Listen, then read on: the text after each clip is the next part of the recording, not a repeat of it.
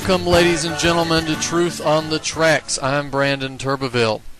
If you're here and you found this show through one of the flyers that have been passed out throughout Marion County, Florence County, and the surrounding areas here in South Carolina, or if you're trickling in as a result of the lecture on 9/11 that was given a few weeks ago, then a special welcome to you and a special welcome to any first-time listeners out there. Of course, welcome to all the regular listeners as well. For those of you who are new, again, this is Truth on the Tracks, and you can catch this show every Monday night to Friday night at 9 p.m. Eastern Standard Time here on ucy.tv. You can access this show's personal page here at ucy.tv/TT for Truth on the Tracks. That site has links to my more recent articles and some YouTube archive versions of this show, and it has a chat room there as well. If you're into that sort of thing, you can go chat with like-minded people during the show. Also, again, for those of you who are just coming into the show, you're new, I am Brandon Turbeville. I'm located here in South Carolina. I'm an author of 4 books, which you can find at falseflagpublications.blogspot.com.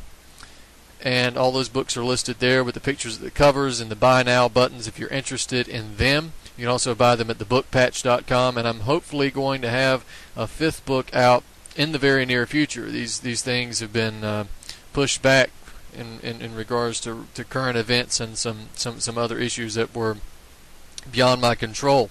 I'm also a staff writer for Activist Post at activistpost.com. And you can follow my work there as it comes out in real time on the home page. And you can also click on the contributors page, or the contributors tab, find me listed as a staff writer, see some of my more recent articles. If you click on my name, then you'll be brought to my archive page at activistpost.com. My personal backup blog is brandonturbeville.blogspot.com. You can go to that website and find all of the work, all of the articles that I post after they've been posted on Activist Post. I said post more than any person should in one sentence. But you can find all of the articles that I do posted there. You can find the archived versions of this show in YouTube format. You can also find links and archived versions of interviews that I've done in the past, as well as other relevant information.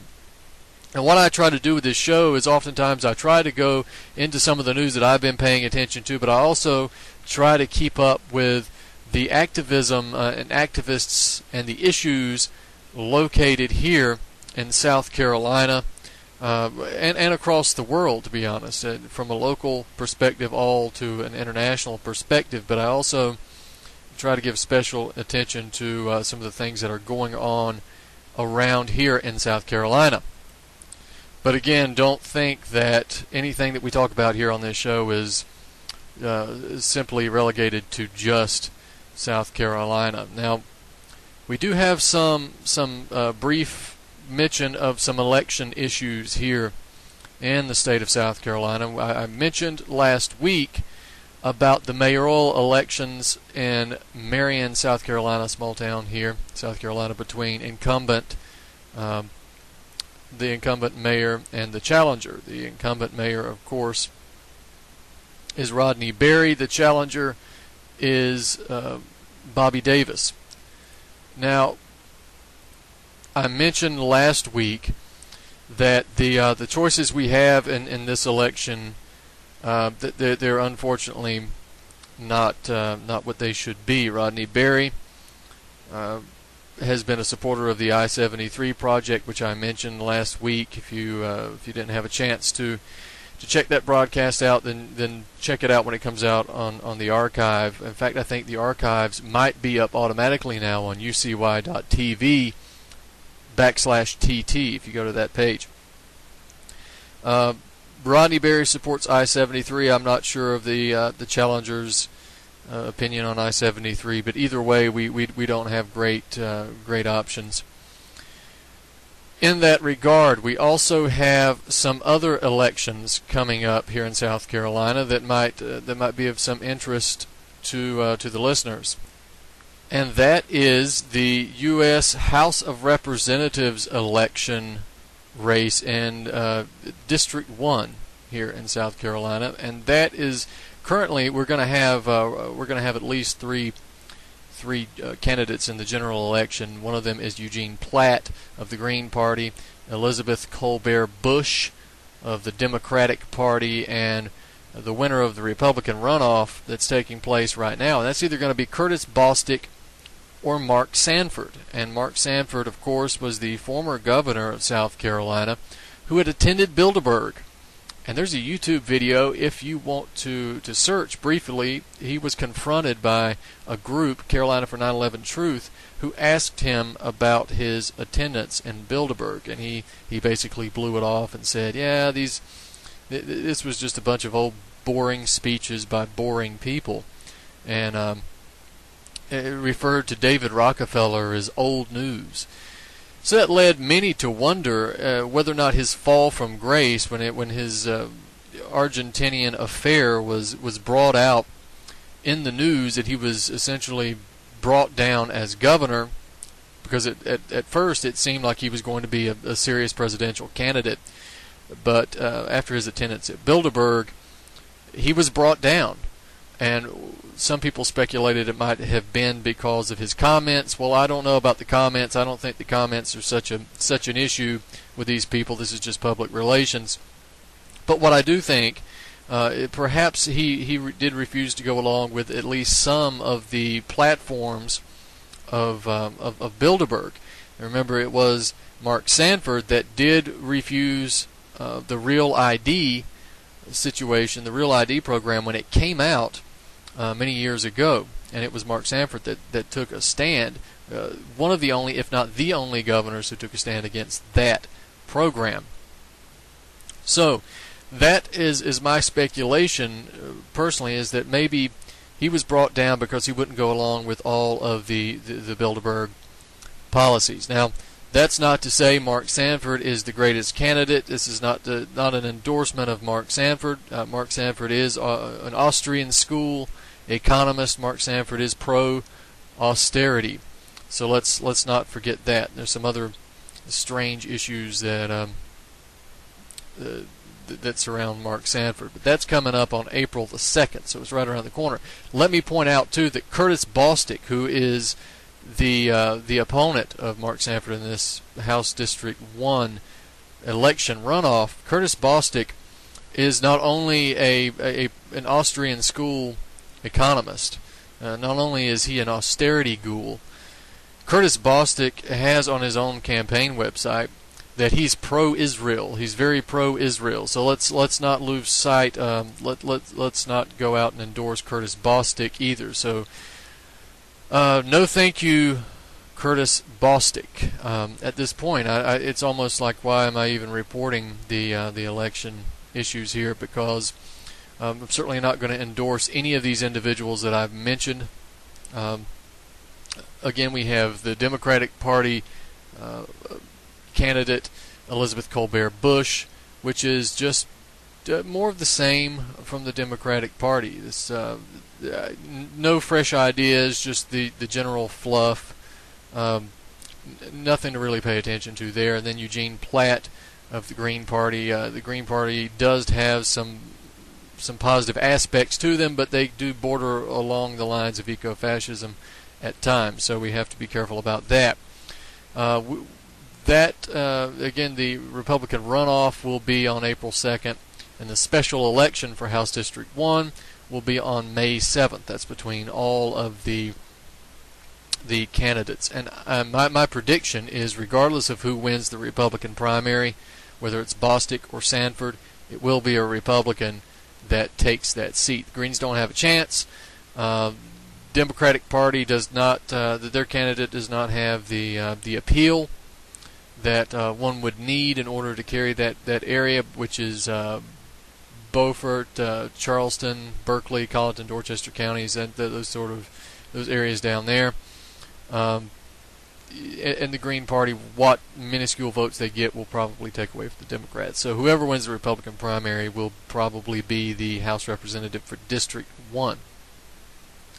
But again, not endorsing anyone here. on that account. Nobody, in my opinion, really deserves the an endorsement or any special considerations for voting. I will say Mark Sanford as governor could have been much worse. And again, I will point out that he did at least stand up against the Real ID Act. So those are things to consider.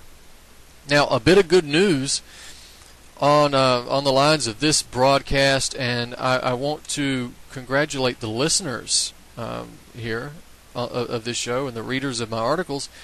Katerina Jaleva, who I've been writing about for some time, maybe well over 6 months, as time tends to blend together for me. But I've been writing about her and the situation in Utah where her son was taken from her via a corrupt DCFS system. That's the Department of Child Family Services, the Utah version of CPS. Her son was taken from her on the basis of blatantly unfounded claims of child sexual abuse. There were protective orders filed against her claiming that she sexually abused her son. That was absolutely untrue. It's easy to be seen.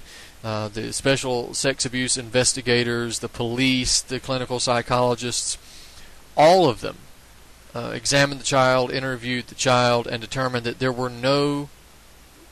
there was no basis for these claims. But still, Katerina did not get her son back because largely of Amber Reuter, right? The rogue guardian ad litem, Amber Reuter, who refused to obey the court's orders and refused to cooperate with Katerina. Now, I've had Katerina on the show, and you could just Google her name, Katerina Jaleva, Jeleva, and we're going to post an article under the YouTube version of this show when it comes out. Amber Reuter was removed from her position as guardian ad litem, and again, a lot of that is thanks to you, the listeners, and the readers of the articles who called in, and of course listeners to other shows and so forth. But people who called in to the judge, people who wrote in to the judge and demanded that this woman be removed, this Amber Reuter be removed from the case, from her position, and demanded that the judge do the right thing and return Katerina's son to her. Now, of course, some time ago, Amber Reuter was removed as the guardian ad litem and was replaced by John Moody. That's great.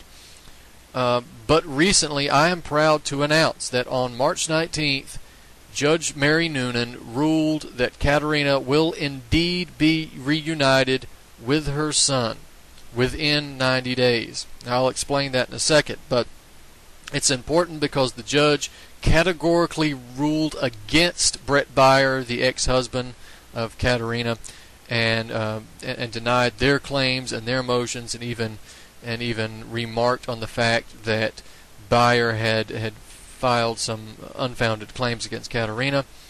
But she will be getting her son back. The 90 days is essentially a reunification process, which is where Katerina will get to see her son for a limited amount of time, which will grow progressively longer, in order to prevent the child from having any stress coming back from the living arrangements that he's been in for some time. One way or the other, you can say that maybe he should be returned immediately. Well, that might be the case, but within 90 days, the idea is to keep any trauma from happening to the son who's been removed from one home already, and I guess the logic here is that he won't be jerked away from one more home and returned in that manner. So there you have it.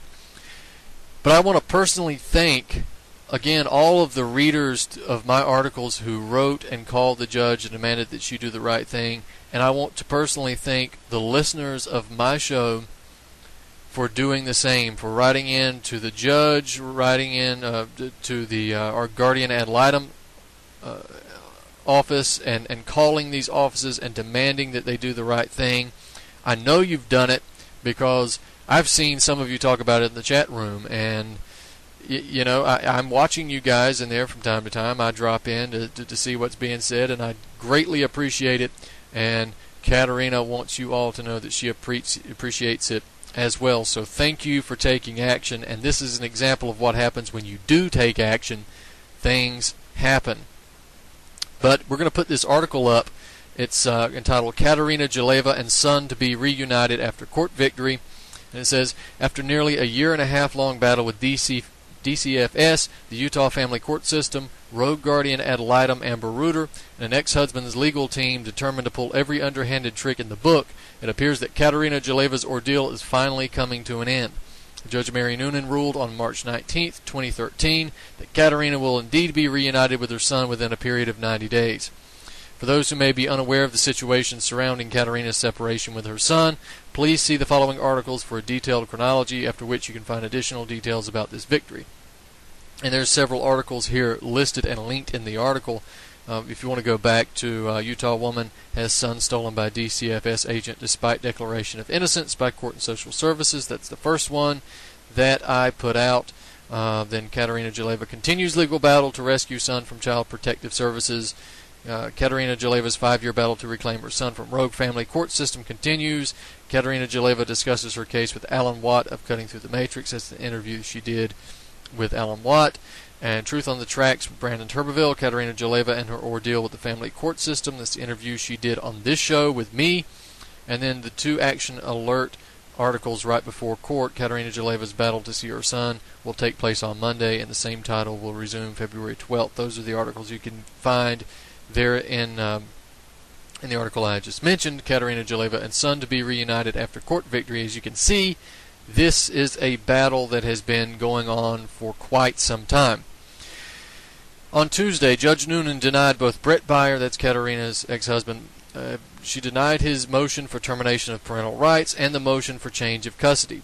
As a result of this ruling, and after 90 days, during which Katerina and her son are required to go through a brief reintroduction period, the child will return home with Katerina and she will have full physical custody. Katerina's ex-husband will receive minimum visitation and is required to pay child support.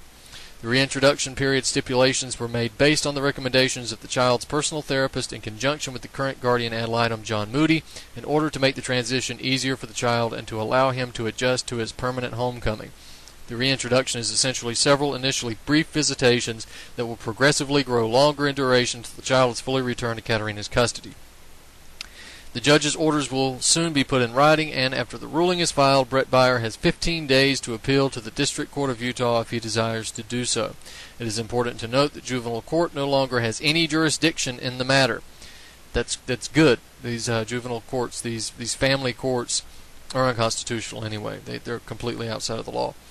Judge Noonan has stated that she has seen no clear and convincing evidence of abuse, neglect, or dependency on the part of Katerina and her son since the judge has denied the ex-husband's motions. Juvenile court has now washed its hands of the case. There is no longer a protective order filed against Katerina. Furthermore, recognizing the nature of the claims filed by Katerina's ex-husband, Brett Byer, Judge Noonan noted that it was very troubling that Byer had filed these false allegations. In all cases, without exception, Katerina has been found not guilty of any charges levied against her. Likewise, DCFS has closed all cases of child abuse filed against her for lack of supporting evidence. Although Brett Byer, his attorney Jerry Rainier, and former guardian ad litem Amber Reuter have been known to engage in underhanded tactics and outright treachery before, all signs currently point toward the reunification of Katerina and her son within 90 days. It also deserves to be noted that, according to Katerina, current guardian ad litem John Moody, who replaced former guardian ad litem Amber Reuter, the psychopath, has acted with utmost professionalism and has conducted himself in a neutral manner since his tenure as guardian ad litem. To be treated fairly was all that Katerina asked for to begin with. Katerina has also stated appreciation for the professionalism and expertise of clinical psychologist Dr. Gail Stringham. Both Katerina Geleva and myself would like to extend gracious thanks to all of the readers of Activist Post who may have called or written in to Judge Noonan, encouraging her to make the right decision. Likewise, thanks to all the readers who may have come across this story due to reposts on other alternative media websites and who subsequently took action. Thanks to all of the listeners of my show, Truth on the Tracks, who took action in regards to Katerina's case by calling or emailing the judge or other relevant individuals. Many thanks to all who have called or expressed support for Katerina in some way or other. Also deserving special mention is Alan Watt of Cutting Through the Matrix for his initial report and his continued support of Katerina. Thanks also to Dave Hodges of the Common Sense Show, who has been extraordinarily supportive of Katerina. Likewise, thanks to all of the alternative media radio shows such as Madison Rupert of In the Lie, and his show's coming up next right after mine, which I encourage you all to check out, and Maggie Rodden of The Unsolicited Opinion, who have supported Katerina or who have had her on as a guest during the course of this entire ordeal so that she could gain publicity for her case and gain support from others. Again, thank you all for doing what you've done, and it's nice to be able to report a victory now and again. They're few and far between, and it's nice when we can do that. Now, I want to draw your attention to one more issue here, and of course I also want to mention, if you were unable to catch last week's show where we talked about the 1% Wall Street sales tax, then I would like to encourage you to either go dig up the broadcast, listen to the archives at ucy.tv/TT, or you can go find the article itself, The Case for the 1% Wall Street Sales Tax. Just Google that title, my article will come up, and read it. That's a tangible political demand, a solution that we can demand that would reduce the budget deficit, eliminate the budget deficit essentially, and eliminate the need for cutting spending. It would save the social safety net. There would be no reason to cut any spending. There would be no reason for fiscal cliffs or any other stupid terminology that comes out of Washington and the mainstream media. So go check that out, The Case for the 1% Wall Street Sales Tax. But I also want to draw your attention to this article, Creating a Surveillance and DNA Database for Every American from the Cradle to the Grave. And that is an article that I had published recently on activistpost.com. And it's talking about a lot of connections here, and I'll just jump into that. Coming in combination with such recent announcement as the open desire of agencies like DARPA, which is the Defense Advanced Research Projects Agency, to create an internet server that will house all verbal communications, it can scarcely be debated that the U.S. government, military, and intelligence apparatus, in concert with its corporate wing, are attempting to develop an all-encompassing database on each and every American citizen. Indeed, as I wrote in my article, New Report, Recording Everything, details how governments can shape the dynamics of dissent. A 2011 Brookings Institution report actually confirmed what many have suspected for some time, that the United States government, and virtually every other government in the world, has the capability to monitor and record nearly every electronic interaction that occurs within its national borders. In fact, the ability to do so is extremely cost-effective, even cheap, according to the current comparisons of government spending thresholds. For instance, as the Brookings report noted, quote, the audio for all of the telephone calls made by a single person over the course of 1 year could be stored using roughly 3.3 gigabytes. On a per capita basis, the cost to store all phone calls will fall from about 17 cents per person per year today to under 2 cents in 2015, end quote. Storing the location data for each of the 300 million American citizens could actually be accomplished for the price of a low-wage job, in the area of $18,000. The cost of creating this database of all video, audio, online, and location information of every person inside the national borders would pale in comparison to spending levels on many other current government projects, as the Brookings Institution report demonstrates. Of course, there's links to all of this stuff in this article. The growing database, however, is not relegated to mere online communications. Video, audio, and location data are to be combined with biometric data such as fingerprints, vein scans, and iris scans, as well as actual DNA material in order to create a truly all-encompassing database of information on each and every American citizen. Of course, the creation of the database of such material is not being openly announced in any direct manner, nor are the requirements for submission of much of the material being mandated as a matter of public policy at this time. Yet regardless, the Total Information Awareness Network is moving forward at an ever-increasing rate. Indeed, it seems the reason that mandates do not exist in regards to the submission of DNA material or other biometric video, audio, or location data is the fact that most of that data is being submitted voluntarily. Unfortunately, it appears that the U.S. government gathers vastly larger amounts of data by simply allowing the American people to deliver it to them more neatly packaged than it ever could be obtained by force.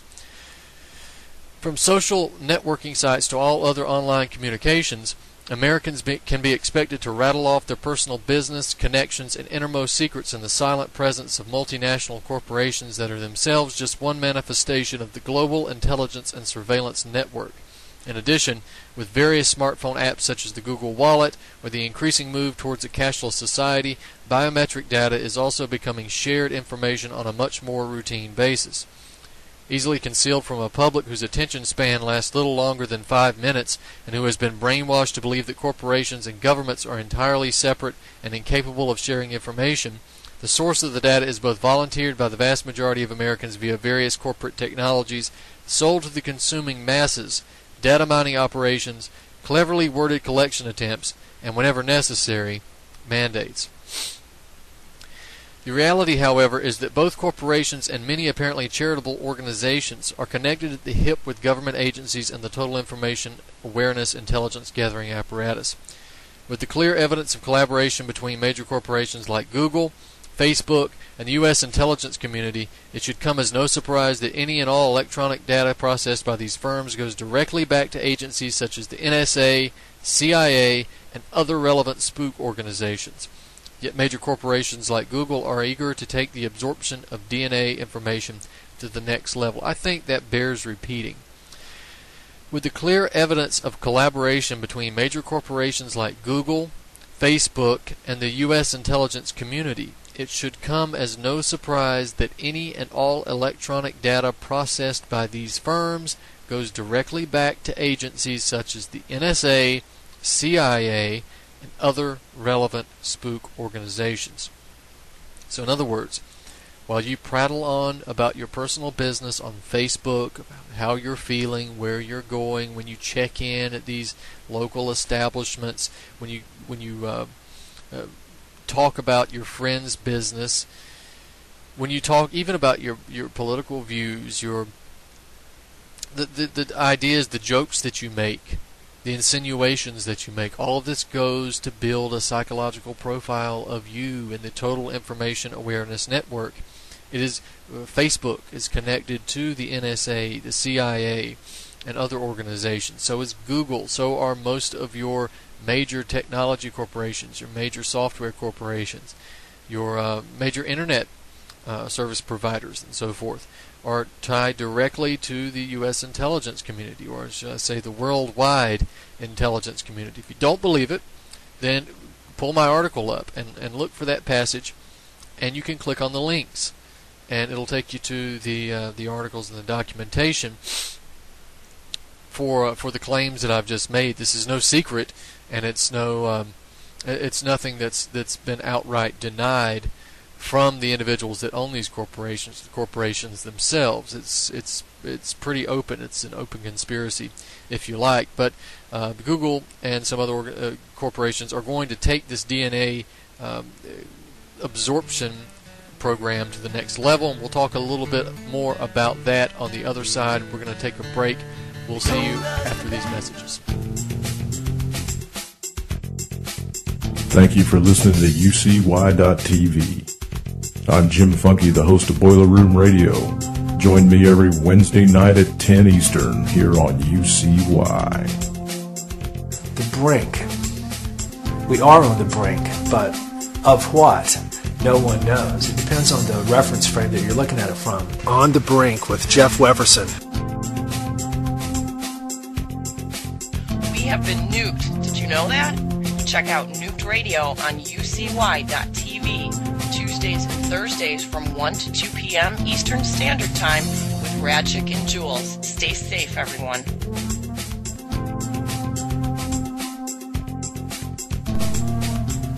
UCY.TV. The future is in your hands. I'm Brandon Turbeville, staff writer for ActivistPost.com. You can catch Truth on the Tracks every Monday night at 9 p.m. and Friday night at 9 p.m. Eastern Standard Time here on UCY.TV.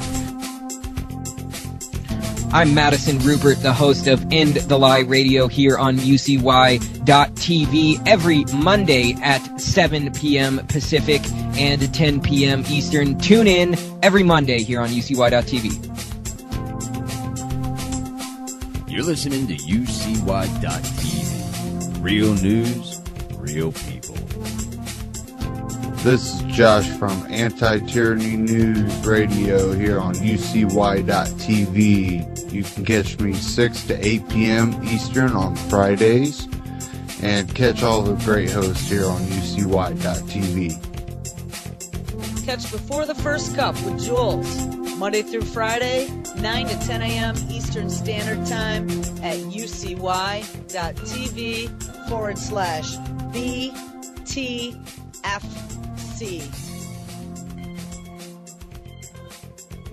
UCY.TV. We took the red pill.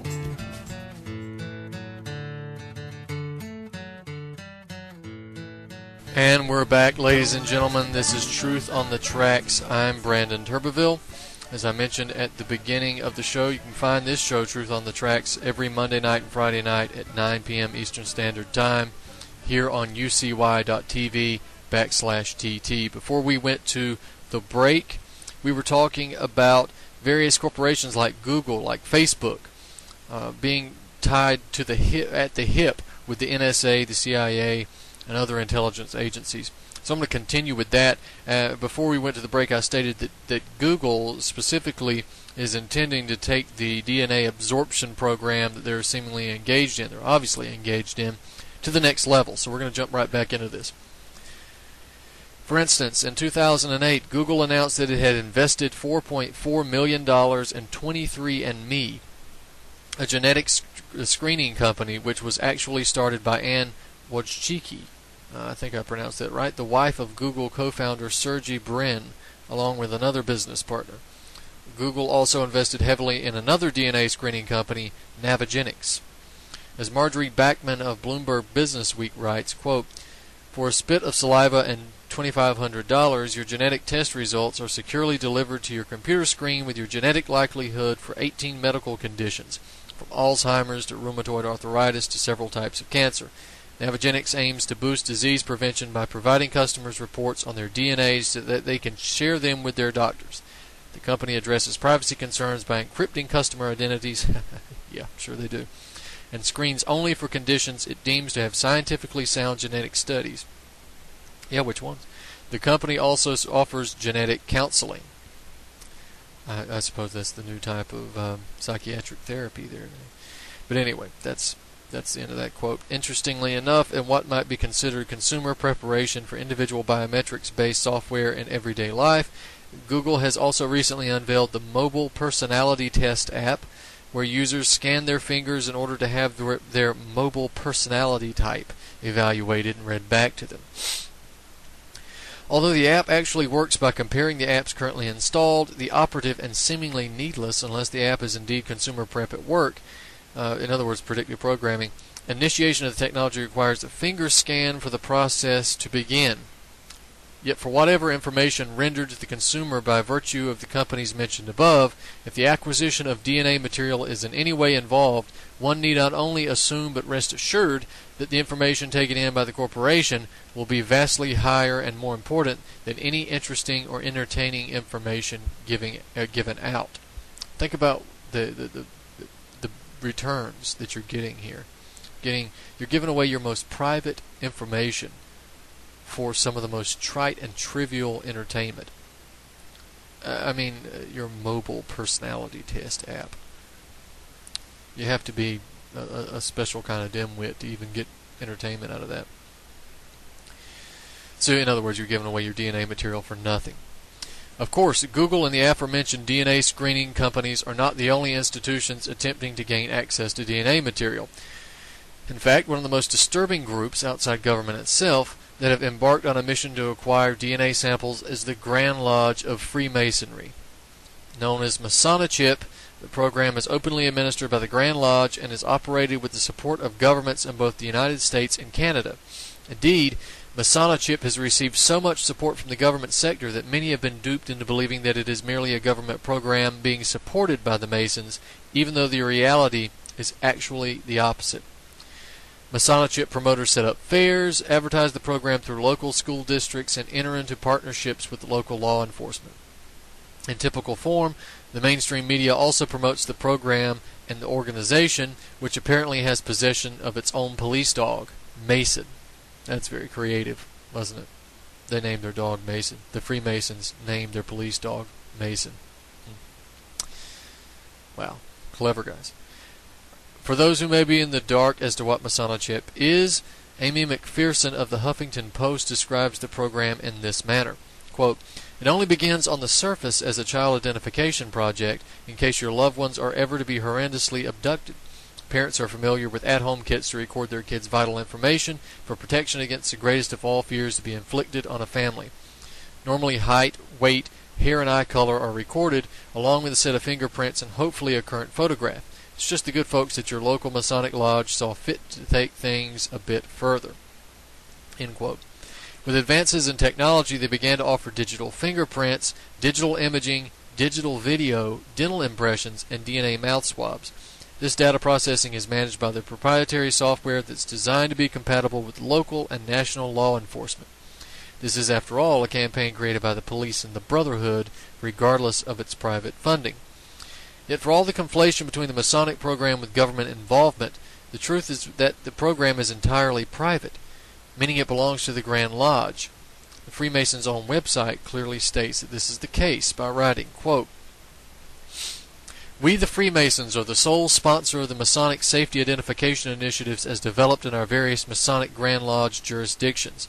As such, we schedule the events and coordinate the equipment, materials, and volunteers necessary to conduct events.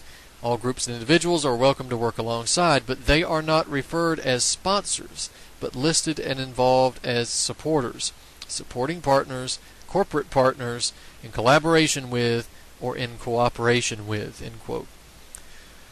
Masonachip states that, in addition to recording the children's data themselves, it will provide its own healthcare professionals, that's in scare quotes, to collect the DNA samples at whatever event the DNA gathering is scheduled to occur. And I'm sure they have no lack of healthcare professionals in their ranks. It's probably how many of them moved up and got successful private practices or lush positions as they made the connections of the Masonic Lodge. As McPherson writes, quote, "There is no way to guarantee what happens behind closed doors, and although they claim to delete sensitive information," yeah, they'll delete sensitive information. The Canadian website states, quote, "No information is ever stored by the Masonachip program." That's rich stuff. "Any computer-savvy person knows that clicking an X isn't permanent unless you format the entire system." Of course, I'm sure they'll do that. They're trustworthy people, right? I'm sure as soon as they've seen some information that's sensitive, they'll feel entirely guilty that they've even seen it, and they'll lose sleep over it. And then they'll rush to delete it, make sure that nobody will ever have access to it, even themselves, right? And that's sarcasm out there for the people who don't understand what sarcasm is. Back to McPherson. "Parents are asked to trust an intriguing private fraternity to ensure that quality standards are met and family privacy is legally respected without any kind of oversight. Because Freemasons," well, they've been doing that for years with the government, why not with the Freemasons? "Because Freemasons fund 100% of the initiative, there is no opportunity to discuss issues regarding data ownership or how they feel about those technicalities in the privacy of their meetings. With somber scrutiny, and if further tragedy struck, authorities would match remains with parental samples for definitive confirmation." They don't even need the other stuff. "It is the parent's DNA that could aid in matching the unnamed, but only accredited laboratories are permitted to conduct the process. Whether a parent or child collecting DNA cannot occur at an open market event run by stranger volunteers and become admissible to the National DNA Database. The FBI continually quotes the DNA Identification Act of 1994 in establishing these requirements to be included within CODIS. It is with great sadness for grieving families that we must note the Freemason Project is not supported by government DNA databases." Now, it might not be supported when they when little Johnny goes missing. But I guarantee you that it's supported in the sense that it moves back and forth. That the DNA taken by the Masons will go to the DNA database in the government. But it might be a little harder to find little Johnny after he's been kidnapped for the child sex slavery ring, also run by the government and the Masons, if that's the case. But never you mind, I'm sure they have the DNA there for tracking, tracing purposes for political dissidents. That will be there. Overall, McPherson accurately concludes that, quote, the most controversial component of the Masonic undertaking is not recognized for the purpose they advertise and state to parents, end quote. Of course, regardless of the stated reasons for acquiring the DNA samples, a massive DNA database is being created. The Masonic program itself has registered over 1.5 million children by the end of 2012 and is apparently going to be extended to seniors and the disabled in the near future. They're also targets of other programs. Children, the disabled, seniors, people you don't want around, or certain people don't want these types of certain people around.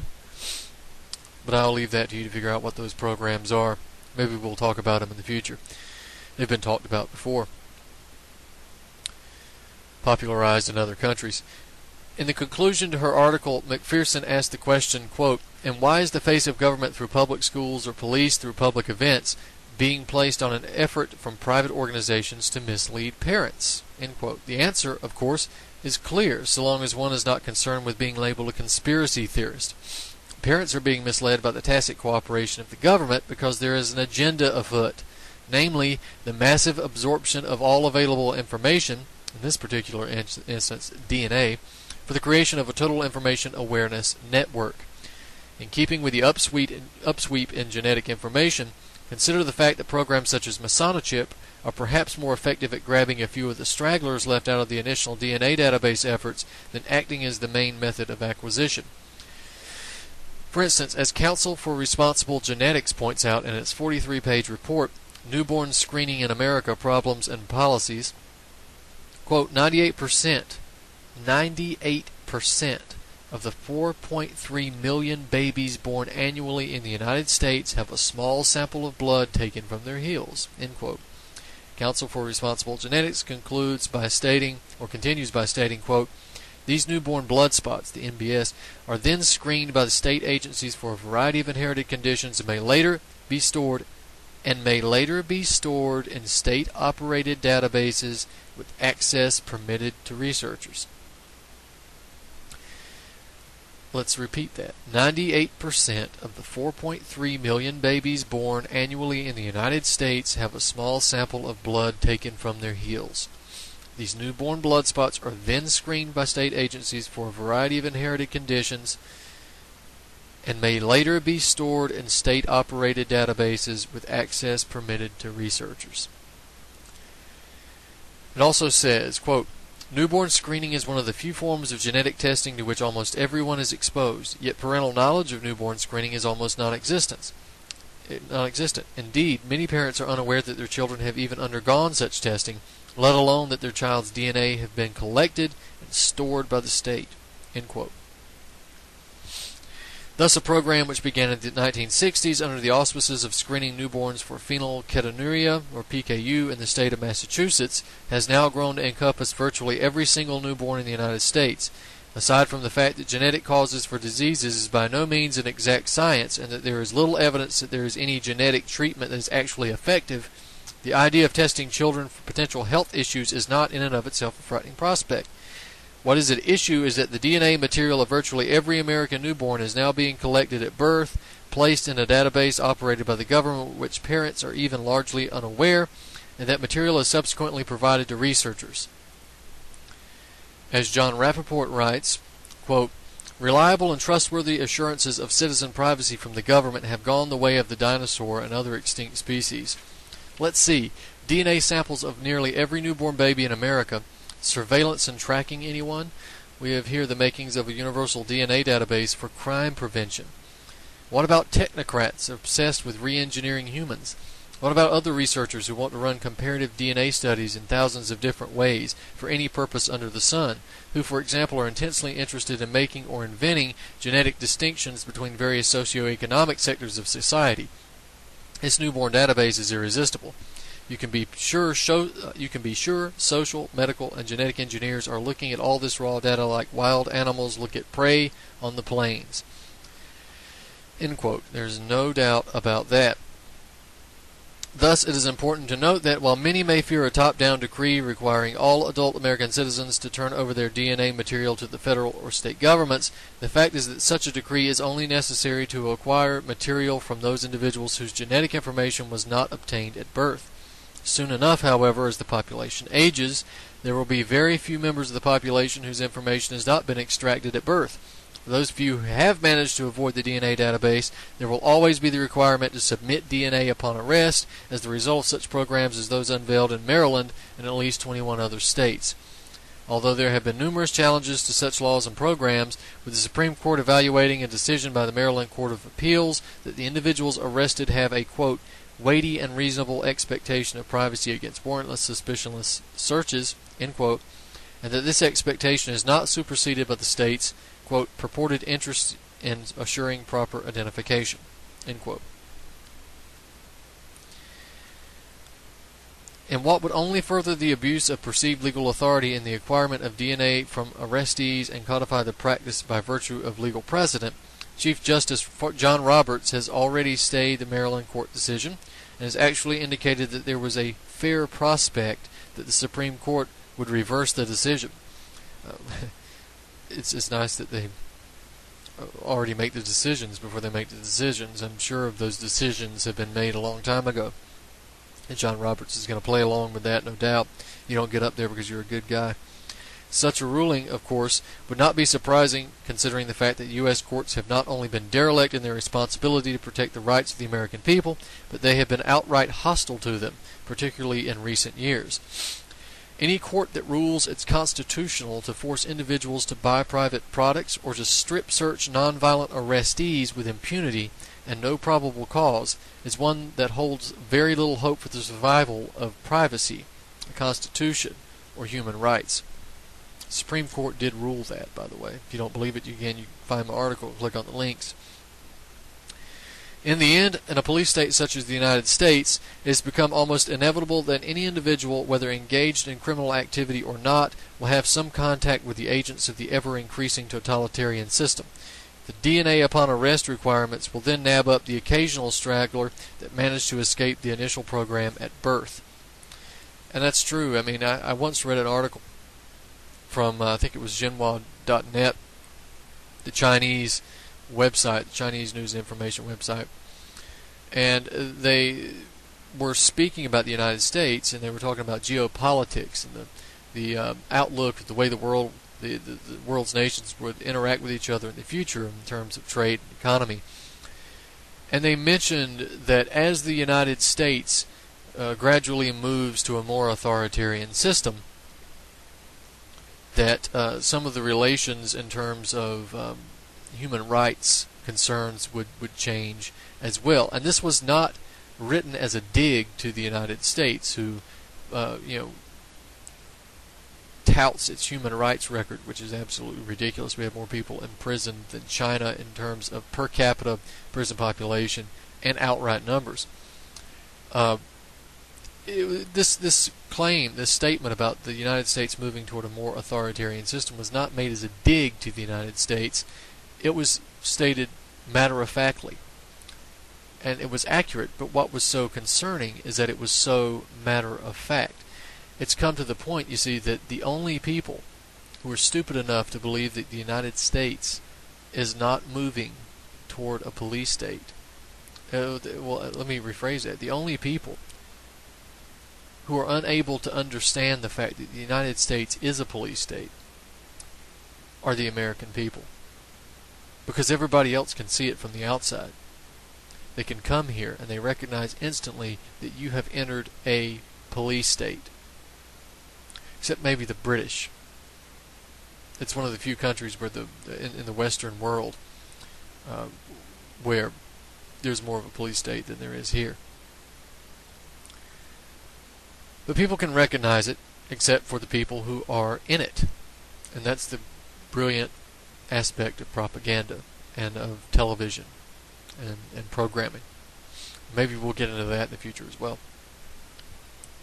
But I have an article here that I've published recently that has to do with some more strange sounds and strange explosions taking place here in South Carolina, but all across the country, all across the world, really. But these things are very strange, and nobody can seem to explain them. So we only have about 10 minutes left, and I'll try to go through this as much as I can.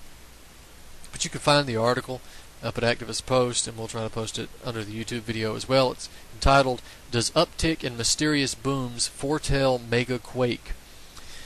Back in October, I wrote an article entitled "Numerous Reports of Mysterious Booms and Strange Lights Over South Carolina," in which I described the sounds and vibrations heard and felt all across the PD region of South Carolina, with some witnesses even describing strange lights in the sky at the time of the event. These strange occurrences were eerily similar to those described by individuals all across the state of Michigan, like Bob Powell of The Truth is Viral, who was actually detained as a result of attempting to investigate the nature of these sounds and vibrations. Please see my article, "Investigation Continues into Source of Strange Michigan Area Explosions and Radiation Spikes," for a further description of what took place in Michigan. Similar noises and vibrations were also felt in New Jersey around October, as I wrote in my article, "New Mysterious Booms Reported in New Jersey." All these are linked in this article. But while the incidents in Michigan and New Jersey were researched from a distance, it just so happens that this writer, me, was in the PD region of South Carolina when the two mysterious booms in the first article that I mentioned took place. At the time, I described the incidents as follows. Now, I'm going to read this to you, so in case you don't know what I'm talking about, it'll make a little more sense. The incident spanned the entire PD region and all the way into North Carolina. On the evening of November 5th, around 7:30 to 7:45 p.m., various law enforcement and local news agencies were contacted by individuals living in the PD region of South Carolina in reference to a loud boom that was large enough to shake their houses. The reports were numerous around Pamplico, Johnsonville, Marion, Hemingway, Aner, Nichols, Hanna, and Mullins. However, as stated earlier, reports also came from as far away as Evergreen, North Carolina. Marion County dispatchers alone received more than 100 calls in 10 minutes related to the booms. The U.S. Geological Society has publicly stated that there was no seismic activity in the region on these dates, and emergency dispatchers confirmed that there had been no plane crash. Very soon after the event, Johnsonville Police Chief Ron Douglas claimed the booms were from, quote, "from a handful of military aircraft," end quote, that had broken the speed of sound. However, this explanation, which was rapidly adopted by the local media, does not hold water. For one thing, most of the individuals I have spoken to, as well as myself, have heard jets break the sound barrier before, and both the sound and the impact of the mysterious booms were much different than that of jets breaking the sound barrier.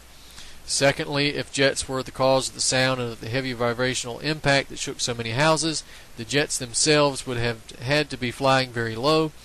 But if the jets were flying low enough this type of effect to be achieved, witnesses would have also been able to hear and see the jets. This writer can personally attest to the intensity of the booms, as I, myself, was in the area at the time of the incident. The sound, much like what Bob Powell described, sounded much more like artillery than any other comparable sound. There was no lead up to the shaking. It was simply as if one was experiencing the vibrations of an explosion. The impact was so strong that one way to describe hearing and feeling the impact from inside the house it would be if one could imagine a full-grown adult climbing on top of the back of a couch or recliner and leaping off, landing full force on the living room floor. Much like this scenario, the impact was sudden and short-lived. The sound, however, was extremely similar to the firing of artillery, much as Powell described in Michigan. The above incident occurred, as mentioned earlier, on November 5th. However, 1 week prior, a similar, albeit weaker, explosion was heard at the same locations. Reports were made to this writer from both Marion and Mullins in terms of the noticeable impacts and sounds of the separate explosion. Like the first, the sound was similar to artillery. The impact was also distinct but sudden and brief. To my knowledge, there have been no mainstream local reports of the earlier explosion. Also, as in the second incident, I can personally attest to the nature of the first. Now, after the initial curiosity surrounding the incident subsided, news coverage and local talk expectedly subsided as well. Yet on January 6, 2013, South Carolina residents again began hearing these booms and feeling the vibrations powerful enough to rattle windows. This time the location was not the PD region, but in the Red Bank area of Lexington County. Interestingly enough, around the same time period between January 2nd and January 6, 2013, these booms were heard and felt in other locations across the country, including in Alaska, Oklahoma, Massachusetts, and Indiana. The PD region was not to be overlooked, however, as on March 2, 2013, more reports were published regarding booms and vibrations powerful enough to shake houses. As with the other instances of booms and vibrations, there was no seismological activity in the area at the time. However, since the first set of occurrences in the PD region, 2 individuals have been paying special notice to the incidents of the mysterious booms, detailing and recording the dates of their occurrence as felt in the Conway Myrtle Beach area. In discussion with these individuals, who will remain anonymous, it was reported to this writer that on February 27, 2013, at around 6:45 p.m., there were 3 booms occurring within seconds of one another. Some only felt one boom, others felt all 3. However, it was described as sounding and feeling like, quote, someone was dragging something heavy across the floor, only it was coming from outside, end quote. Another boom was also reported on March 5, 2013, just 2 days after the boom reported by the local media. Still another one was heard on March 9, 2013. These booms are not necessarily strangers to South Carolina, as a 2011 report from the Post and Courier reveals. It states, quote, a loud boom shook the coastal low country Wednesday morning, this is from 2011, felt from Mount Pleasant to West Ashley, and once again no one can say what it caused. What caused it? Seismographs at the College of Charleston didn't pick up any earthquake activity. The Charleston Air Force Base didn't report any military aircraft creating sonic booms. No commercial vessels responded to a U.S. Coast Guard message asking for reports if it had felt offshore. The latest blast hit just before 10 a.m. Quote, it was a pretty good shake, a pretty loud boom, said Mark Reamer, who felt it in the Financial Management Group office of Coleman Boulevard near Patriots Point, Mount Pleasant. I said it was probably one of those big electricity pillars getting pummeled down. He wondered only half facetiously if it might have been a piece of the satellite that fell out of orbit last week. It's interesting, in 2011 there was a giant fireball that was seen over South Carolina, North Carolina, and Georgia here recently as well. The mirrors on the wall rattled, said Melinda Isaacson, who was working out at a home on James Island. Doors, windows, and houses shook in Mount Pleasant, and on Sullivan's Island, according to Twitter reports. A West Ashley tweeter said it sounded like a gust of wind against the house. At about the same time, a large tree fell across Hutt Road on Johns Island, and nearby resident reported an explosion. But a tweeter in North Charleston said nothing was felt there. End quote. The Post and Courier article entitled Pretty Good Shake Hits Area, But What Was It? Does, however, provide some interesting information when it states that the booms might have come as a result of the Seneca guns, a so far unexplained phenomenon felt along coasts around the world. The article speculates that yet another series of booms in March 2011 were themselves the famed Seneca guns. We are going to be out of time shortly. I don't have time to go through the rest of this article. Please check it out if you're interested in this. Basically, the Seneca guns are an unexplained sound of an explosion with various levels of vibrations associated with them that have been felt for some time. James Fenimore Cooper wrote about them in the 1800s. What's frightening about them is that they were also felt before, during, and after the 1886 Charleston earthquake and the 1811 and 1812 New Madrid earthquake, which leaves some people to wonder whether or not these Seneca guns, these mysterious booms, are not harbingers of massive earthquakes coming on the New Madrid fault line, and that would not be good for a lot of people, me included, and the people here in South Carolina, and pretty much in the entire East Coast. So we are going to end this broadcast for tonight. Again, I want to encourage you to go to activistpost.com, brandonturbeville.blogspot.com, and join us here again Monday and Friday nights, Truth on the Tracks, 9 p.m. Eastern Standard Time on ucy.tv/TT for Truth on the Tracks. I'm Brandon Turbeville. We'll see you next week.